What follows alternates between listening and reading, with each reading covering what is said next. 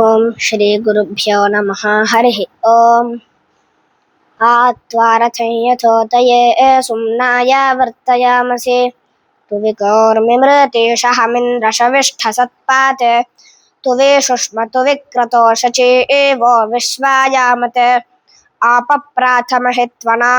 यस्याते महिना महः परिज्मायन्तामीयतोः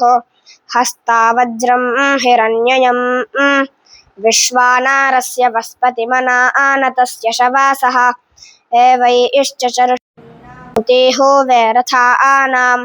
अभिष्टाय सदा वृथं स्वरमेळ्ह श्रुयन्नराः नानाहवन्त ऊतये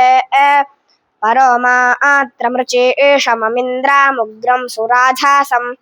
ईशानञ्चिद्वसूनां तन्तमिद्राधासे मह इन्द्रं चोदामि पीतये यः पूर्व्यामनुष्टुतिमेषे कृष्टेनानृतुः न यस्याते शवसा न सख्यमानं समर्त्याः न किश्रवांसि तेन शत त्वोता आसस्त्वायुजाप्सु सूर्ये महद्धनं जयेम पृत्सुवज्रिवः तन्त्वा यज्ञभिरेमहे तङ्गेर्भिर्गिर्वनस्तम इन्द्र यथा आचिदावीथवाजेषु पुरुमाय्यम् यस्याते स्वादुसख्यं स्वाद्वे प्रणीतिरद्रिवः यज्ञो वीतन्तसाय्याः उरुणस्तन्वे एतन उरुक्षया आयनस्कृधे उरुणो यन्ति जीवसे उरुनृभ्या उरुङ्गवा उरुम्रथा आयपन्था आम् देववीतिं मनामहे उपामाषड्वाद्वानरः सोमस्य हर्ष्या तिष्ठन्ति स्वादुरातयाः रुद्राविन्द्रोत आदादे हरिऋक्षस्य सूनवे आश्वमेधस्य रोहिता सुरथा आङ् आतिथिग्वे स्वाभीषोङ्रार्क्ष आश्वमेधे सुपेशासः षडश्वा आङ् आतिथिग्व इन्द्रो ते वधूमातः स चा आपूतक्रातौ सनम् ऐषोचे तद्वृषण्वत्यन्तररुद्रेश्वरोषे स्वभेषुः कषावते न युष्मे वा आजबन्धवो निनेत्सुश्च नमर्त्याः अवद्यमधीधरत् प्रप्रावस्त्रिष्टुभमिषं मन्दद्वेरायेन्दावे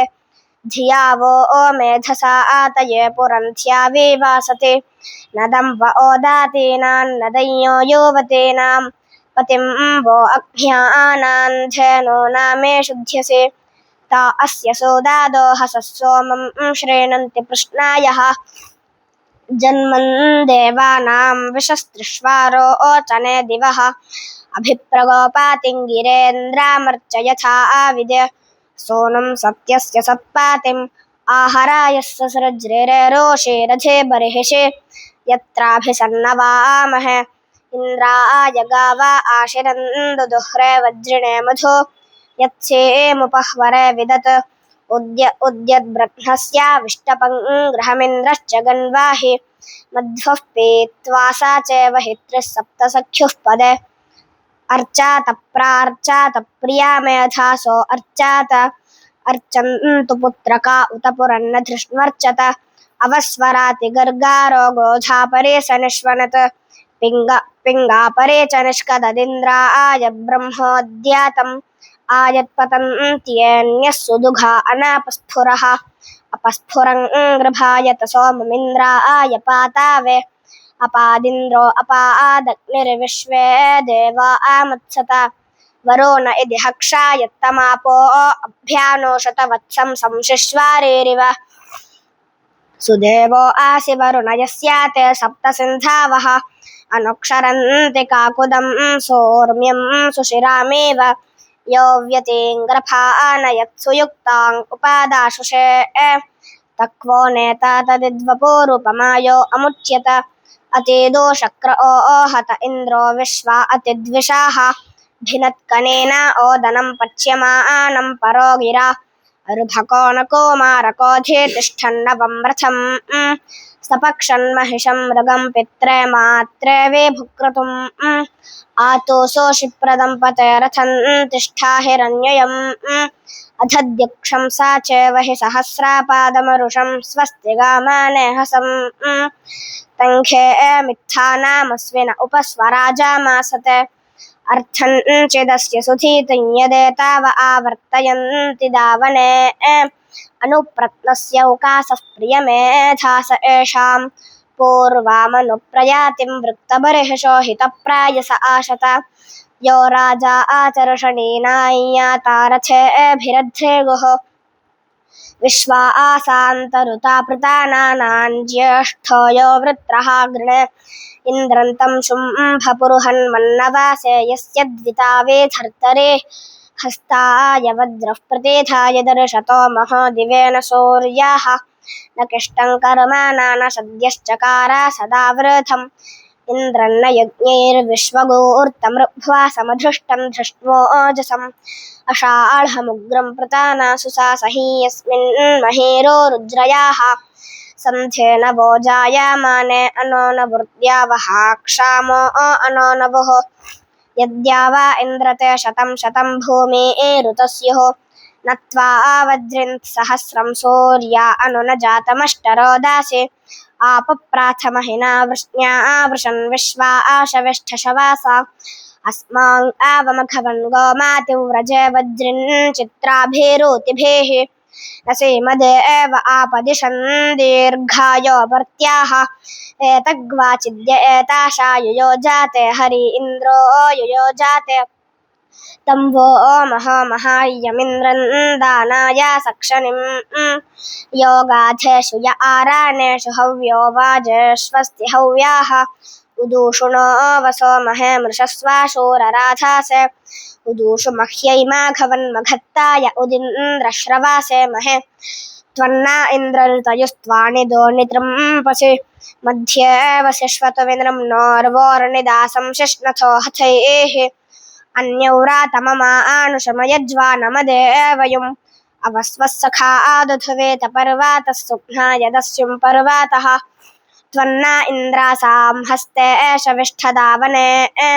धानानान्न सङ्गृभायास्मयुर्द्विः सङ्गृभायास्मयुः सखा आयः क्रतुमिच्छत कथारा आधामशदस्य उपस्तुतिं भोजः सूर्यो अह्रायः भूरेभिः समहर्षेभिर्बर्हिष्मद्भिस्तविष्यसे यदित्थमेकामेकमिच्छरा वत्सान् पाराददाः कर्णगृह्या आमघवा शोरदेव्यो वत्सन्नस्त्रिभ्य आनायत अजां सूरिर्न धातावे त्वन्नो अग्ने महोभिः पाहि विश्वस्य अरातेः उत द्विषो मर्त्यस्य न हि मन्युः पौरुषे य ईशे हि वः प्रियजाता त्वमिदासि क्षपावान् स नो विश्वेभिर्देवेभिरूर्जो नपाद्भद्राशोचे रयिन्दे हि विश्ववारं न तमग्ने अरातयो मत्तैयुवन्तरायः यन्त्रायासे दाश्वांसं त्वं विप्रमेधसा तावग्ने हिनोषिधनाय सतवोति गोषुगन्ता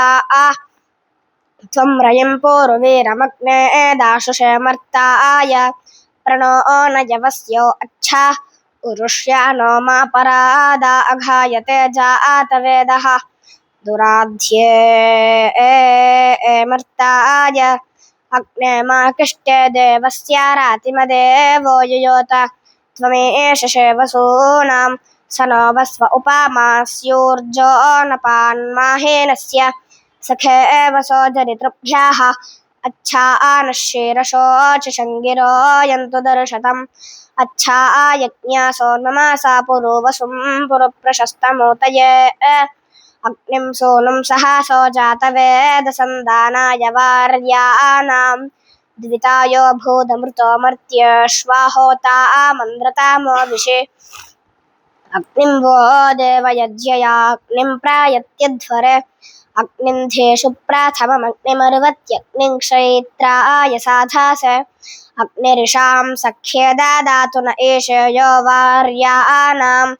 अग्निन्तो केतनाय शश्वादीमहे वसुं सन्तन्तनूपाम् अग्निमेलिष्वावासे गाथाभिश्रीरशोचिषम्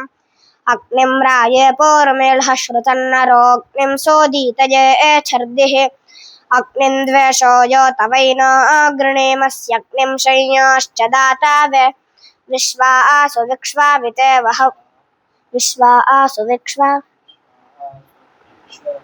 विश्वा आसु विक्ष्वाविते वहव्यो भुवत्वस्तुरऋषूणां हविष्कृणुध्वमागामदध्वर्युर्वाणते पुनः विद्वाङ् अस्य प्रशासानं नितिक्ममभ्या अंशुंसेदद्धोता आमनावधि जुषाणो अस्य सख्यम् अन्तरिच्छन्ति तञ्जने रुद्रं परो माणिषया गृह्णन्ते जिह्वया आससं जाम्यातीतपे धनुर्वयोधा आरुहध्वनं दृषदन् जिह्वया बाधीत् चरन् वत्सोरुषन् निहनीदातारन्न विन्दत् वेति स्तोताव अम्ब्यम् उतोऽन्वस्य यन्महदश्वा आवद्यो जानम् बृहत् दामार्थस्य ददृशे दुहन्ते सप्तैकामुपद्वा पञ्चासृजतः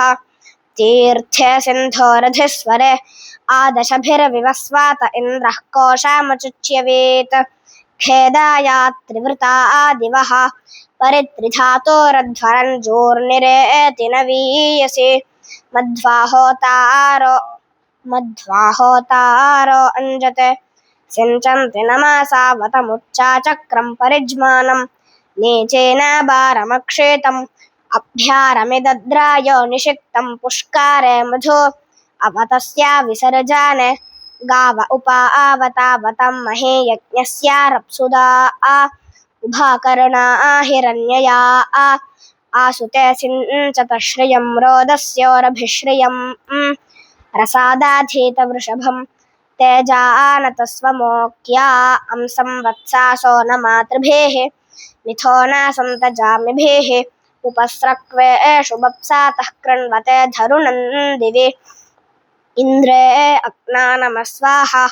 अधुक्षत्पिप्युषेमिषमोर्जं सप्तपादे मरिः सूर्यस्य सप्तरश्मिभिः सोमस्य मित्रावरुणोदिता सूर आदादे तदातोरस्य भेषजम् उतोऽन्वस्य यत्पदं हर्यतस्या निधान्यं परिद्यान् जिह्वया आतनत् उदीराथामृतायते युञ्जाथा आमश्विनारथम् अन्तिषद्भूतु वामवाह निमिषश्चिज्जवीयसारथेनाया आतमश्विना अन्तिषद्भूतु वामवाह उपस्तृणीतमत्राय हिमेना घर्ममश्विना अन्तिषद्भूतु वामवाह कुहस्थः कुहाजग्मथुः कुहश्येनेवापेतथुः अन्तिषद्भूतु वामवाह यदद्य कर्हि चिच्छुश्रूयातामिमं हवम् अन्तिषद्भूतु वामवाह अश्विनायामहोतामा नेदिष्ठय्याम्याप्यम् अन्तिषद्भूतु वामवाह अवन्तमत्राय गृहं क्रेणुतं युवमश्विना अन्तिषद्भूतु वामवाह उपस्तृणीतम वरे एथे अग्निमातपो वदाते वल्वत्राय अन्तिषद्भूतु वामवाह प्रसप्तवद्भिराशसाधारा आमग्नेराशायत अन्तिषद्भूतु वामवाह इहागातं वृषन्वसो शृणुतं मा इमं हवम् अन्तिषद्भूतु वामवाह किमिदं वा अम्पुरा नवज्जरातोरिवशस्यते अन्तिषद्भूतु वामवाह समानं वा अंसजात्यं समानो बन्धोरश्विना अन्तिषद्भूतु वामवाह यो वाम्रजा अंस्यश्विना रथो वियाति रोदासि अन्तिषद्भूतु वामवाह अरुणप्सोरुषा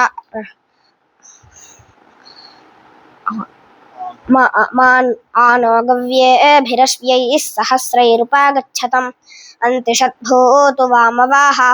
मानो गव्येभिरश्व्यैः सहस्रेभिरतिख्यतम् अन्तिषद्भूतु वामवाह अरुणप्सोरुषा आभूदकर्ज्योतिरृतावारि अन्तिषद्भूतु वामवाह अश्विनासु विचाकाशद्वृक्षं पारशुमाङ् इव अन्तिषद्भूतु वामवाह पुरन्नधृष्णवारोदकृष्णया बाधितो विषा अन्तिषद्भूतु वामवाः विशो वेशो वो अतिथिं वाजयन्तः पुरप्रियम् अग्निं वो दुर्यं वचस्तुषे शूषस्य मन्माभिः यञ्जनासो हविष्मन्तो मित्रन्न सर्पिरासुतिं प्रशंसन्ति प्रशस्तिभिः पन्यां सञ्जातवेद संयो देवतात्युद्याता हव्यान्यैरायद्दिवे आगन्मवृत्रहन्तामञ्ज्येष्ठामग्निमानावं यस्य श्रुतर्वा बृहन्नार्क्षो अनेक एधात् अमृतं जातवेदसन्तिरस्तमांसि दर्शतं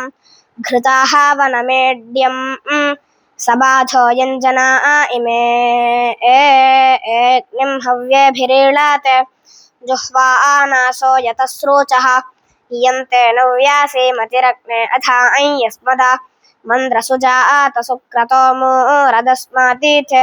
साते अग्ने शन्तामातनिष्ठा भवतु प्रिया तया वर्धस्व सुष्टुतः सा द्युम्नैर्द्युम्निने बृहदुपोपश्रवासि श्रवाः विधीतवृत्रतोर्ये अश्वमिद्गाम्राथप्रान्त्वेषमिन्द्रन्न सत्पातिं यस्य श्रवांसितोर्वाथपन्यं पन्यं च कृष्टयाः यन्त्वा गोपवानो गिरा च निष्ठदग्ने अङ्गिरः सपावकश्रुधि हवं यन्त्वा जना स ईळात सबाधो वाजासातय सबोधिवृत्रतोर्ये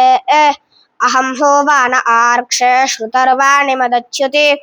श्रद्धांसि वस्तु काविनां वृक्षा शीर्षा चातुर्णां माञ्चत्वार आशवश्रविष्ठस्य द्रवित्नवाः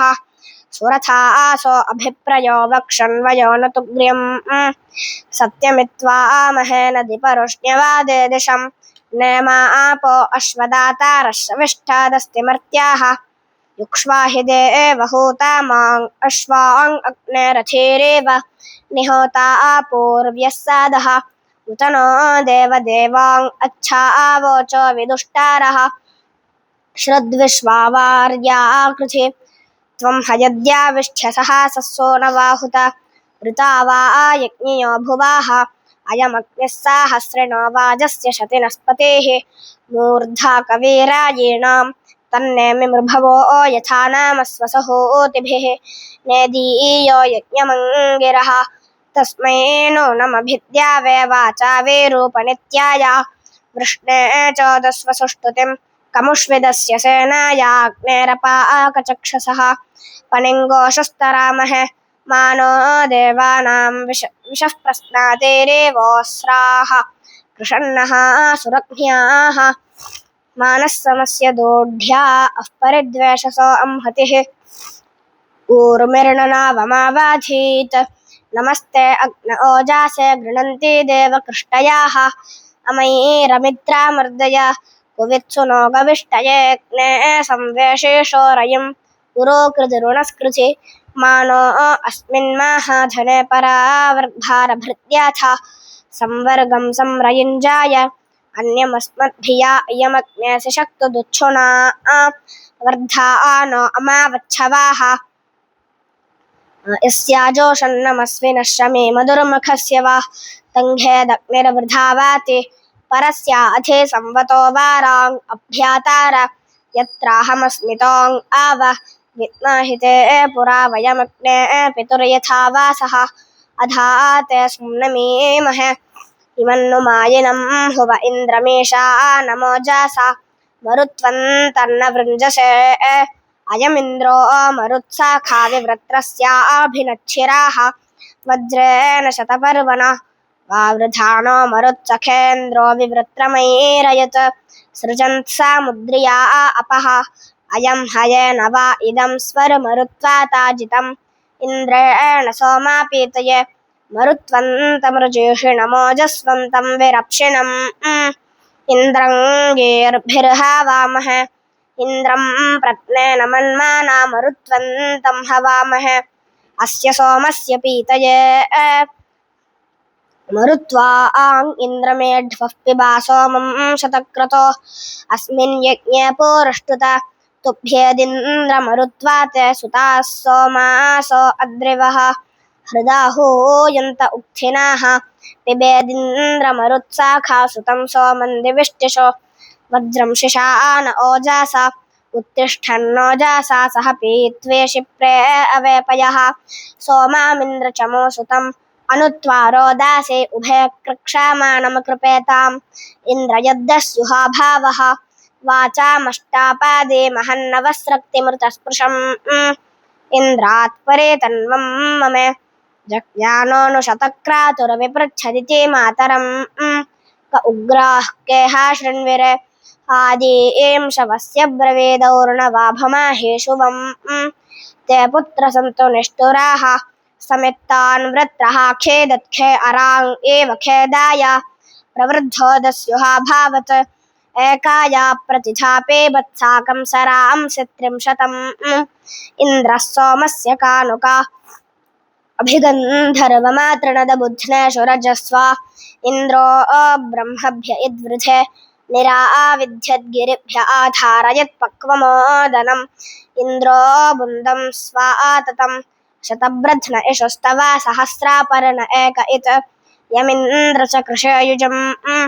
तेन स्तोतृभ्य आभारदृभ्यो नारिभ्यो अत्तावे सद्यो जातर्भुष्ठिर एताच्यौत्नानि ते कृतावर्षिष्ठानि पर्येणसा हृदा वीड्वाधारयः विश्वेत्ता विष्णुराभारदुरुक्रमस्त्वेषीतः शतं माहिषान् क्षीरपाकमोदनं वाराहमिन्द्रा एमुषं तु वीक्षन्ते सुकृतं सोमयं धनुः साधुर्बुन्दो हिरण्ययाः उभाते बाहुरन्यासु संस्कृतर्दूपे चीदृदू वृथा पुरोडाशन्नो अन्धा स इन्द्रा सहस्रमाभार शता चाशूरगोणाम् आनो भरव्यञ्जानङ्गामश्वामभ्यञ्जानं स च आमनाहिरण्यया उतनः कर्णशोभाना पुरोने धृष्णवाभार त्वं हि शृण्विषे वासो न कें वृथेक इन्द्रतेन सुशानसुदा उत नान्यस्त्वच्छोरवाघताः न केमिन्द्रो निकर्तवेन शक्रः परे शक्तवे विश्वं शृणोति पश्याति समन्युं मर्त्या आनामदब्धो निचेकेशते पुराणि दश्चेकेशते कृत्व इत्पूर्णमुदरन्तुरस्यास्ति विधतः वृत्रघ्नः सोमपावनाः त्वेवसो निसङ्गाता विश्वा च सोमसौभागा सुधा त्वपारिहृता त्वामिद्या वयुर्मम कामो गव्युर्हिरण्ययोः त्वामश्वयुरेशाते तवेदिन्द्राहमाशसा हस्ते दात्रञ्चनादादे दिनस्य वामघवन् सम्भृतस्य वापूर्धियवस्य काशिना अयं कृत्नुरग्रभीतो विश्वजिदुद्भिदित् सोमाः ऋषिर्विप्रः काव्येन अभ्योर्नोति यन्नग्नं भिषक्ति विश्वं यत्तुरं प्रेमन्थः ख्यन्निःश्रोणोऽभूत् त्वं सोमतनूकृद्भ्यो द्वेषोऽभ्योऽन्यकृतेभ्यः उरुयन्तासि वरूथं त्वं चित्ते तव दक्षैर्दिव आपृथिव्यार्जेषिन् यावीरघस्याचिद्वेषाः अर्थिनो यन्ति चेदर्थं गच्छानि ददुषो रातिं वव्रजस्तृष्यातः कामं विदद्यत्पूर्व्यन्नष्टमुदीमृतायुमीरयत् प्रेमायुस्तारेदतीर्णं सुषेवो नो मृळया कुरदृप्तक्रतुरवातः भवानः सोमशं हृदे मानः सोमसं विजोमा विभेभिषथा राजन् मानो हार्दित्विषावाधीः अवयत्स्वे सधस्थे देवानान्दुर्मतिरीक्षे राजन्नपद्विषस्य धमेढ्वो अपसृधस्य ध न ह्या अन्यं बलाकारं मर्डितारं शतक्रतो त्वन्न इन्द्रमृळय यो नः शश्वत्पुरा विथा मृध्रो वाजा सातय सत्वन्न इन्द्रमृळय किमङ्गरध्रजोदानः सुन्वाणस्याविते दासि कुवित्विन्द्रनः शकाः इन्द्रप्रणोरथामव पश्चाच्चित्सन्तामद्रिवः पुरस्तादेनं मे कृधि हन्तो नु किमाससे प्रथमन्नो रथं कृधि उपमं वाजयुश्रवाः अवानो वाजयुं रथं सुखरन्ते किमित्परे अस्मान् स जिज्ञुषस्कृधे इन्द्रदृह्य स्वपोरासि भद्राता एति निष्कृतम् यन्धेरऋत्वियावते मासेमवद्य आभा गुरुवे काष्ठा आहितं धनम् अपावृक्ता अरत्नयाः तुरीयन्नामा यज्ञै यदा करस्तदुष्मसे आदित्पतिर्न ओहस हवी वृधद्वो अमृता अमन्दीदे कद्योर्देवा उतयाश्च देवीः तस्मा उराधः कृणुत प्रशस्तं प्रातर्मक्षो धिया वा सुरजम्यात् आतो न इन्द्रक्षुमन्तं चित्रं ग्राभं संगृभाय महाहस्ती दक्षिणेन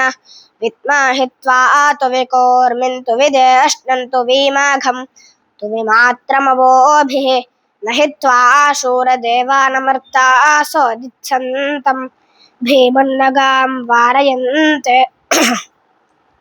एतोऽन्विन्द्रं स्तवामेष आनं वस्वस्वराजं न राधा सामर्थ्यशन्नः प्रस्तोषदुपागासि शच्छ्रवत्सामा गीयमानम् अभिराधा सा जुगुरत आनो भरदक्षिणेनाभिसव्येन प्रमृश इन्द्रमानो वसोर्निर्भाक उपक्रमस्वाभारधृषता धृष्णो जनानाम् अदाशोष्टरस्य वेदाः इन्द्रय उनुते अस्ति वाजो विप्रेभिः सनित्वः अस्माभिः सुतं सानुहे सद्यो जुवस्ते वाजा अस्मभ्यं विश्वश्चन्द्राः वशैश्च मक्षूजारन्ते आप्रद्रावपरावताः हरिः ओम्।